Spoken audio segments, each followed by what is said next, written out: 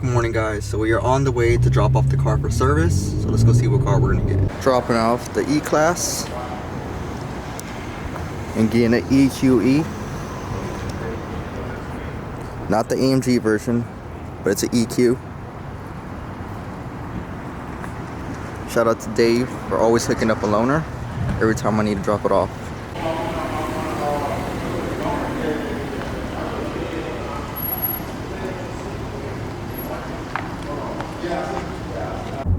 So this car isn't that bad. Really quiet, has a heads-up display. EQE. Not bad. So here is a quick walk around. See the exterior? I'll do a better walkthrough after I drink my coffee and make my calls. I mean, these are different. But I'm gonna fake Instagram for a while, let them know that I switched to electric, and just see if I'm reactions. No tint.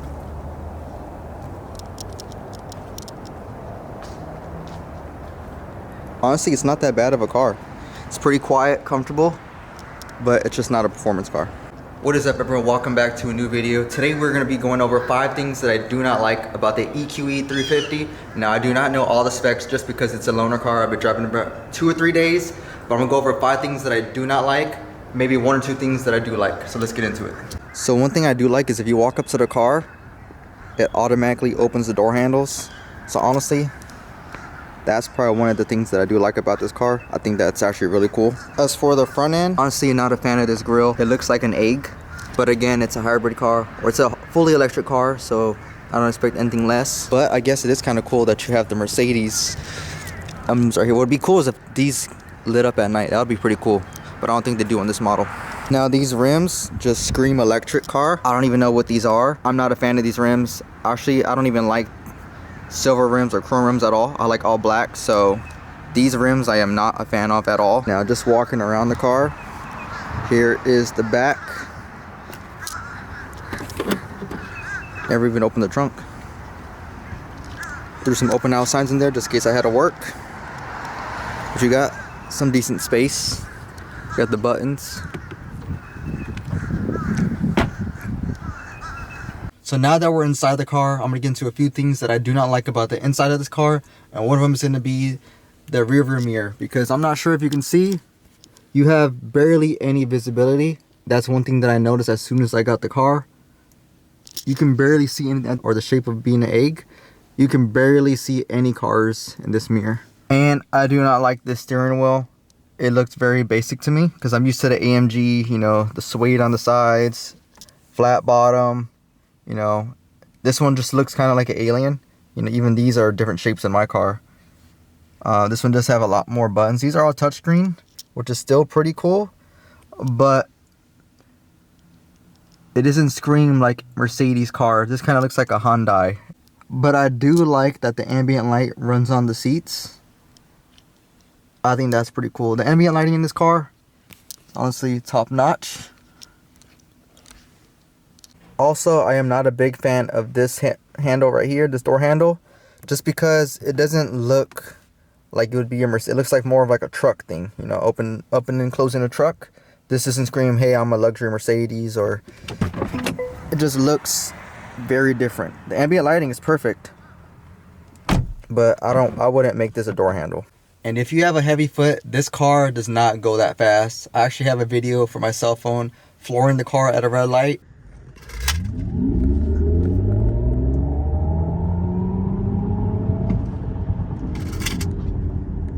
And as mentioned in my previous video about my E53, I do not like how there's a screen right here and another big screen right here. It's nice and all, but I like just having that one long screen that goes straight across the dash to make it easier, because this one can get kind of distracting if you're trying to drive. You know, you got to type all this stuff, play with all these buttons. Where I'm just used to the one long screen. You handle everything from a little touchpad right here, and you don't even have a touchpad here. So everything's literally, you just got to touch the screen. You don't have a touchpad to kind of control while you're driving. Here you got to really look at the screen, and not really a big fan of that. I also do not like the seats. They have like this weird mechanical looking headrest and it has not grown on me. Let's open the sunroof. It's touchscreen. So, and it opens. So this one has a double sunroof. And the last major thing that I do not like about EQ cars is the range you get from charging. So this one, I picked up the car with about 75-80%, and I drove maybe 60-70 miles, and I'm ready, almost need to recharge. And I have not had it that long. It's been about a day or two, and I probably will have to charge by tomorrow. And the sad part about EQ cars is they depreciate really hard. So if you're trying to buy a EQ Mercedes, I would highly suggest that you look into the leasing option, just because you buy this car a year later, you're going to lose half of your money or even more, just because these cars do not sell or hold value like a gas car would. But the car actually has a lot of storage down here. I don't know what you would put down here, but I actually put my whole laptop bag back here, and it's about this big. I can shove this down there. So this is the car at my office compared to father-in-law's truck.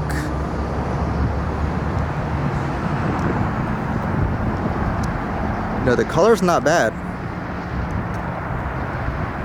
I think I'm just biased because I love AMGs and gas cars. I love the pops and bangs. So this car makes me miss my car, which I'm actually picking up today. But just wanted to do a small little review of having an EQE 350 Plus. And I don't even know why this car has paddle shifters. I feel like it's kind of useless. I don't know if you can see it in the car. I'll show you later. But this car has paddle shifters. And I feel like they're just there for show, because you can't really paddle shift in an electric car. Martha is actually here calling. So I've been here all week. Okay. I'm not a fan of the EQ car. No? She's a Tesla gang. I have a Tesla only because it saves me on gas and it's fast. But no, I agree, they're not very luxurious. I like my gas cars better. I actually floored the EQ. Yeah. It didn't move really fast. No? Let's race. We need a race. Oh, you'll dust that car. Tesla, mine goes 0 to 60 in 1.9. It's like under 2 seconds. Under 2 seconds, 0 to 60.